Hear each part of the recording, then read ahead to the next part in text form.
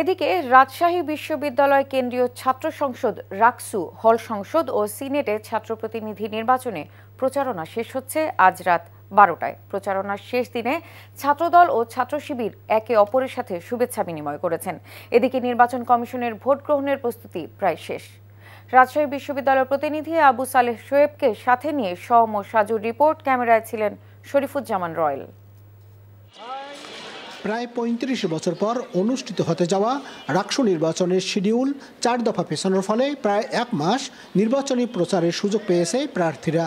মঙ্গলবার নির্বাচনী প্রচারণার শেষ দিন প্রধান দুটি প্রতিপক্ষ প্যানেলের ভিপি প্রার্থীরা একে অপরের সাথে কোলাকুলি করে ক্যাম্পাসে স্থাপন করেছেন সৌহার্দ্য সম্প্রীতির এক অনন্য দৃষ্টান্ত।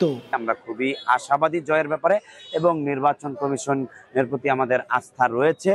তারা আমাদের পিতৃ সমতুল্য। বাবা কখনো সন্তানের সাথে বেইমানি করতে পারে না। সুদীর্ঘ অপেক্ষার পর যে সময়টা আসতেছে, এই সময়টা, এই দিনক্ষণটা ইতিহাস সৃষ্টিকারী দিন।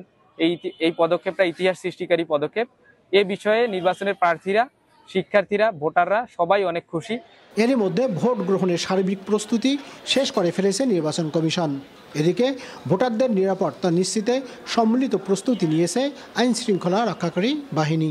17টা কেন্দ্রে আমাদের যে ভোট গ্রহণ হবে, ব্যালট বাক্স থাকবে প্রতিটা কেন্দ্রে, 6টি ব্যালট বাক্স থাকবে এবং 6টি রঙের এবং 6টি ব্যালট পেপারে প্রত্যেকটা যে ভোটার ভোট দিবেন। বিজিবি এবং র্যাব ওনারা পেট্রোলে থাকবে, কিছু কিছু গুরুত্ব পয়েন্ট ওনারা থাকবে, আর ওভারঅল ভোট কেন্দ্রগুলোতে আমাদের পুলিশের লোক থাকবে।